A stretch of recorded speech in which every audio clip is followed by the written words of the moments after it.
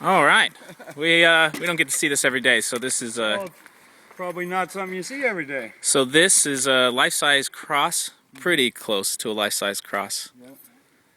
And you got all it looks like it's These are all signatures on here. Would you like to sign it?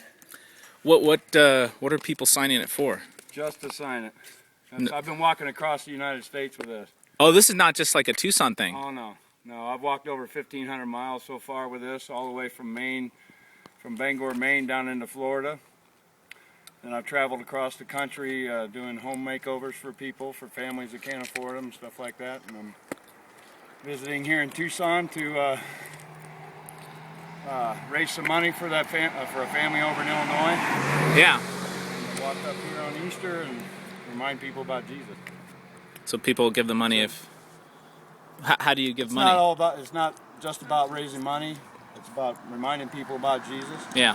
They know even unbelievers see this cross. They know what it means. Yeah. And if that puts Jesus in their head for a second, then he can go to work and be there in eternity. How did Tucson get on your Good Friday list? I left Tucson in 2009 to go walk across the United States. Oh, so you're from Tucson and you've been doing it all the way around, or? I lived in Tucson for 20 years. I had a construction company here. Yeah.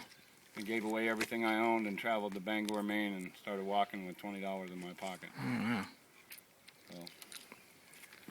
Would you like to sign? It doesn't hold you to anything. Well, you know.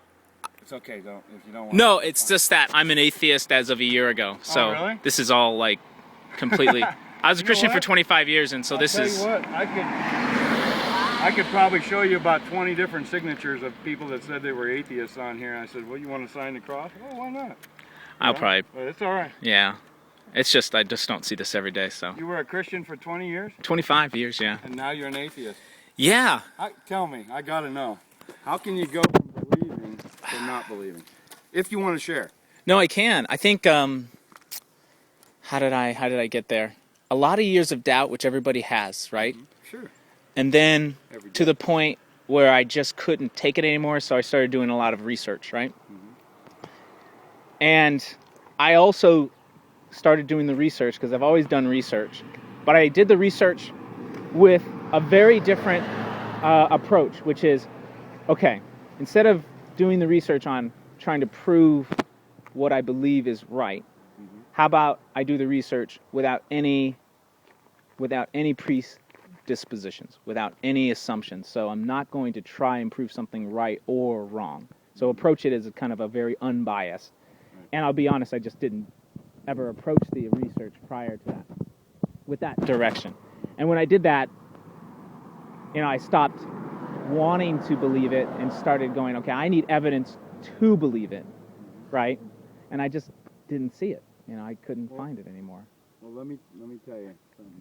I spent 25 years, while you were a Christian, I spent 25 years ripping this planet apart. I was a bouncer and a bodyguard, a biker. I smuggled drugs from Mexico into the States. I used to get paid to beat people up for a living, all right? Yeah. Drug addict, hopeless drug addict. 11 times in halfway houses, trying to recover, treatment centers, all that stuff. Could not get it done, Yeah. all right? Yeah. And it wasn't until I accepted Christ on the back porch of a halfway house here in Tucson, and that was in 2002, all right? Yeah. That my life changed.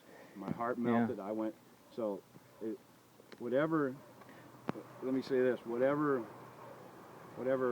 science or the brain says is possible or not possible often conflicts with faith.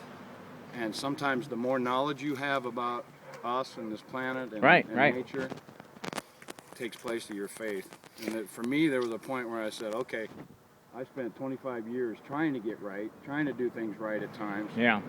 And could never do it myself. Even people helping me, offering me this or that, all that stuff. Nothing helped until I said, I asked Jesus Christ to be my Lord and Savior. Yeah. And immediately things changed.